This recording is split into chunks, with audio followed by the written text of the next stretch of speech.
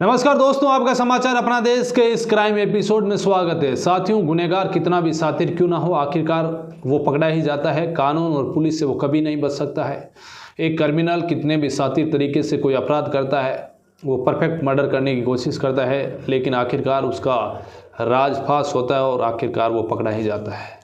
आज की कहानी कुछ ऐसी ही कहानी है। इस कहानी के अंदर 23 मई 2014 की बात है। लगभग रात के 9 बज रहे थे और एक व्यक्ति जिसका नाम विवेक और उसकी पत्नी जिसका नाम सविता अपने घर पर थी। पति भी घर पर था। रात को करीब 9 बजे के आसपास वो अपने 6 महीने के बच्चे को दूध पिला रही थी। अब दूध पिला रही थी तो कुछ ही देर बाद उसके और उसके पति के बीच झगड़ा होता है। पति कहता है कि तुम जो है आशिक बनाती हो नए नए, और जो है तुम्हारा चरित्र सही नहीं है। इसी को लेकर दोनों के बीच झगड़ा होता है। एक 1.5 साल की उसकी बच्ची और 6 महीने का लड़का अब 6 महीने के लड़के को दूध पिला रही है। इसी बीच जो है, क्योंकि जो सविता थी वो 15 मई को ही जो है अपने मायके से लौटी थी। उससे पहले भी उसके पति के बीच झगड़ा हुआ, लेकिन वो वापस अपने घर लौट आई। पति के बीच इतनी बहस बढ़ गई कि अब पति उठता है। उसका पति का नाम विवेक। उठने के बाद वो सीधा ही एक चारपाई का जो है पाइप तोड़ता है और सीधे ही सविता के सर पर जोरदार वार करता है। सविता नीचे गिर जाती है। वो लगातार उसके सर पर वार करता है। खून बहने लगता है। उसके बाद वो बेहोशी की हालत में उसके बाद वो पास जाता है, बिल्कुल नज़दीक, अपने पैर से उसके छाती पर जो है मारता है जब तक उसकी सांसें नहीं निकल गई। सांसें निकलने के बाद वो देखता है। उसके बाद करीब 24 घंटे बीत जाते हैं। इसी को देखते हुए अब दूसरे दिन, यानी कि उसका एक बहनोई और उसकी बहन, इसकी बहन का नाम अर्चना, विवेक की बहन, और उसका जीजा जिसका नाम कमलाकर, ये दोनों ही जो है विवेक के घर पहुंचते हैं। इसके बाद देखते हैं कि दोनों बच्चे घर पर हैं, उसकी माँ है नहीं। इस व्यक्ति ने कहा कि जो विवेक था, उसने कहा कि जो सविता थी वो पता नहीं कहाँ चली गई बच्चों को छोड़कर। ये बात फिर विवेक का जो बहनोई है कमलाकर, वो सविता की माँ गीताबाई को फ़ोन करता है। गीताबाई को फ़ोन करता है कि तुम्हारी बेटी पता नहीं कहाँ लापता हो गई है, अभी मिल नहीं रही है। इसके बाद गीताबाई सीधे ही पुलिस स्टेशन जाती है और 25 मई को जो है जाकर पुलिस स्टेशन में गुमशुदगी की रिपोर्ट दर्ज कराती है कि सविता का पता नहीं, बिना बताए कहीं चली गई है। दोनों बच्चे घर पर रो रहे हैं। इधर पुलिस ने जो है इस मामले को दर्ज किया। इसी बीच जो है ये 23 मई की घटना थी। अब महाराष्ट्र के जो नवर गांव है, वहाँ पर सुबह सुबह एक धनराज शिवखेड़े नाम का व्यक्ति अपने खेत में जाता है 5 बजे। वो देखता है कि उसके खेत में जो एक जगह चारा इकट्ठा कर रखा था, उस चारे के ढेर में जो है किसी ने आग लगा दी। आग जल रही थी। उसने टॉर्च डाली तो उसे एक चमकती हुई चीज़ नज़र आई। वो जैसे जैसे पास पहुंचा, देखा। अब जैसे ही वो पास पहुंचकर बैटरी की टॉर्च डालता है, देखता है, तो उसे एक इंसानी हाथ नज़र आता है, सर नज़र आता है। वो इस दृश्य को देखकर ज़ोर ज़ोर से चिल्लाने लगता है। उसकी तेज़ आवाज़ें सुनकर और आसपास के लोग भाग कर आते हैं, देखते हैं। देखने के बाद सुबह 5 बजे का वक्त था। अब सवेरा होने लगा, सुबह सूरज उगने वाला था। लोग इकट्ठे हो गए। अब किसी ने पुलिस को सूचना दी। नज़दीकी पुलिस स्टेशन से पुलिस के अधिकारी कर्मचारी पहुंचे। आकर देखा कि एक लाश पूरी तरह से जली हुई है। उसके हाथों में जो है कुछ कंगन, गले का जो मंगलसूत्र वगैरह थे, वो पुलिस ने लिए। उसकी लाश को जो है अब अस्पताल की मोर्चरी में भेजा गया। इसके बाद किसी ने बताया कि एक महिला है जो काफ़ी 5-6 दिनों से लापता है, तो कहीं ना कहीं उस महिला की तो लाश नहीं है ये। इसके बाद वो सारे गहने उतारे जाते हैं, वो उन पुलिस के पास होते हैं और पुलिस लेकर पहुंचती है विवेक की माँ के पास।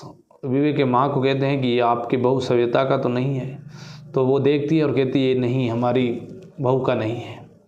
इसके बाद पुलिस की टीम सविता की माँ गीताबाई के पास पहुंचती है और उन्हें बताती है कि ये जेवर जो है, क्या ये आपकी बेटी के हैं। वो जैसे ही जेवर देखती है वो ज़ोर ज़ोर से रोने लगती है। इसके बाद पुलिस ने जो है उन बच्चों का डीएनए लिया जाता है और उस महिला के डीएनए से मैच करवाया जाता है। जो लाश मिली थी वो डीएनए मैच कर जाता है और वो लाश थी सविता की। अब सविता का भाई जिसका नाम संतोष, वो पुलिस में हत्या का मुकदमा दर्ज करवाता है। इसके बाद पुलिस विवेक की तलाश में लग जाती है। विवेक को तलाशा जाता है। इसी बीच विवेक को जो है पुलिस आखिरकार 14 जून 2014 को पुलिस ने उसे जो है गिरफ्तार कर लिया। गिरफ्तार करने के बाद उसे पूछताछ की गई तो उसने बताया कि मेरी पत्नी का जो चरित्र था वो सही नहीं था, इसी बीच हमारे बीच झगड़ा हुआ और मैंने उसको मार दिया। अब कहानी यहाँ से शुरू होती है। इस विवेक ने और 5 कत्ल किए, एक करके कुल 5 कत्ल एक साथ किए। अब विवेक जेल पहुँच जाता है, यानी कि 30 नवंबर 2015 को ये मामला जब कोर्ट में होता है तो कोर्ट का फैसला आता है। कोर्ट ने इसे आजीवन कारावास की सज़ा सुनाई। आजीवन कारावास की सज़ा सुनाने के बाद ये जेल में है। इसके बाद एक रोज़ इसका जीजा, जिसका नाम जो कमलाकर है, वो जेल में इससे मिलने के लिए जाता है। ये जीजा के सामने गिड़गिड़ाता है, कहता है कि मुझे जो है बहुत गलत हो गया मेरे से और मैं चाहता हूँ कि मैं जेल से बाहर आऊँ, तो तुम मेरी हेल्प करो, मदद करो और मुझे जेल से बाहर लेकर आओ, मैं बहुत परेशान हूँ। जीजा कहता है कि चलो मैं देखता हूँ। अब जीजा इसके बाद वापस एक हाई कोर्ट में अपील करता है, बड़ा वकील करता है। नामी वकील करने के बाद वो केस लड़ता है, खूब जो उसको फीस दी जाती है। आखिरकार विवेक को हाई कोर्ट ने 17 अप्रैल 2017 को सविता के केस में, हत्या के केस में बरी कर दिया जाता है। अब विवेक जेल से बाहर होता है। अब वो जेल से बाहर रिहा होने के बाद इधर उधर घूमता है, फिरता है। उसके दोनों बच्चे जो है, बच्ची और लड़का जो अर्चना उसकी बहन है, उसके पास वो परवरिश कर रही है। 1 साल बीत जाता है। 1 साल बीतने के बाद ये अपने जीजा के घर पहुंचता है। रात का समय था, मोटरसाइकिल लेकर पहुंचा। उस दिन तेज़ बारिश आ रही थी। बारिश में वो दरवाज़ा खटखटाता है, बेल बजाता है, लेकिन दरवाज़ा कोई खोलता नहीं है। तो पड़ोस में जाकर बोलता है कि मेरे जीजा को फ़ोन लगाओ, काफ़ी देर से बाहर खड़ा हूँ, भीग रहा हूँ, दरवाज़ा खोल नहीं रहे। तो पड़ोसी फ़ोन करता है।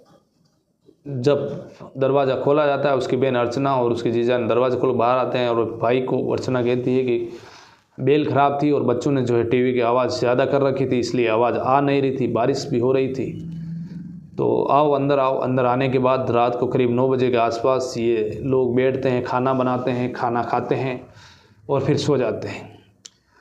ये बात थी करीब 10 जून 2017 की और ये जगह थी दिगोरी, यानी कि दिगोरी की एक अर्दना कॉलोनी में इसकी बहन अर्चना और इसका जीजा रहा करते थे। साथ में इसके 2 बच्चे और उसकी 2 बच्चियाँ। कुल मिलाकर यहाँ पर ये 7-8 लोग रहा करते थे। रात को 1 बजे उठता है विवेक, बाहर जाता है अपनी मोटरसाइकिल में, पहले से एक रोड लेकर आता है, पाइप। वो रोड लाता है, देखता है कि उसका जीजा आराम से चैन की नींद सो रहा है। तभी वो उसके जीजा के सर पर हमला करता है, ज़ोरदार। जैसे ही मारता है तभी उसके पास सो रही बहन पर उसके खून के छींटे जो सर से निकलते हैं, मुंह पर पड़ते हैं। वो चिल्लाती है, तभी उसकी बहन पर वो हमला करता है। पहले उसके जीजा को बेरहमी से मारा, फिर उसकी बहन को बेरहमी से मारा। इसी के बाद जो अर्चना की बड़ी लड़की थी, करीब 14 साल की, वो बाहर आती है, देखती है अपने मामा को। वो कहती है, मामा ये क्या कर रहे हो, तुमने माँ बाप दोनों माता पिता को, मम्मी पापा को मार दिया। वो चिल्लाती, उससे पहले ही उसने उसका गला पकड़ा, नीचे डाला और उसके भी सर पर जोरदार वार किया। उसकी भांजी को भी मार दिया है।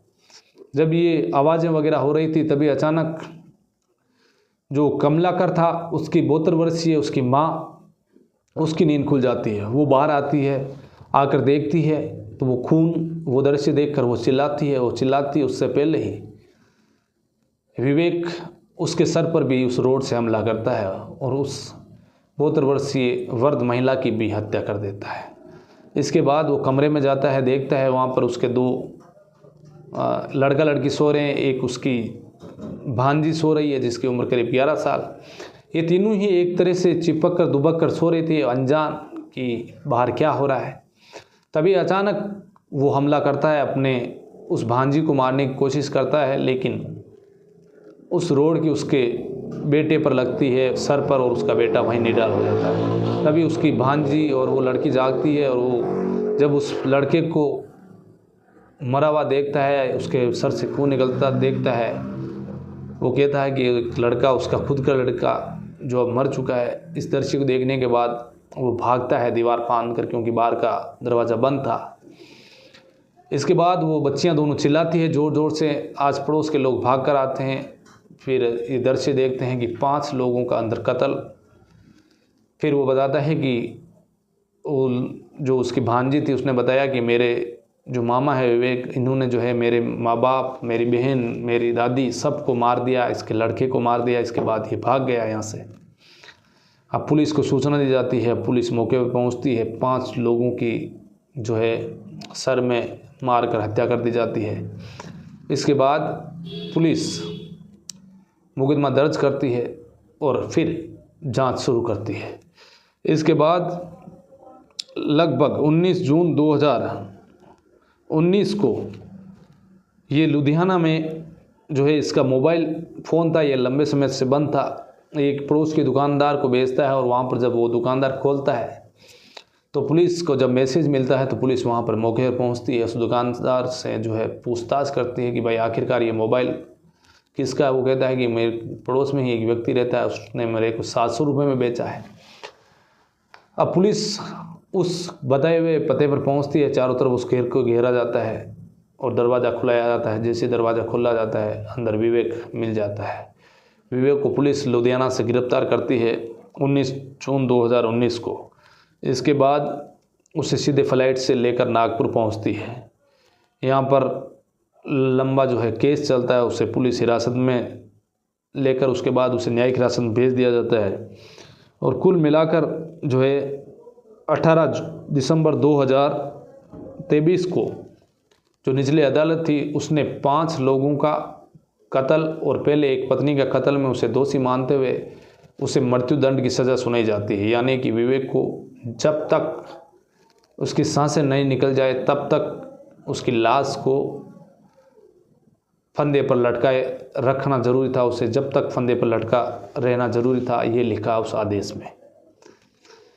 अब इसके बाद इसने हाई कोर्ट में अपील की और हाई कोर्ट ने भी जो है 27 मार्च 2024 को इसकी जो सज़ा थी वो बरकरार रखी।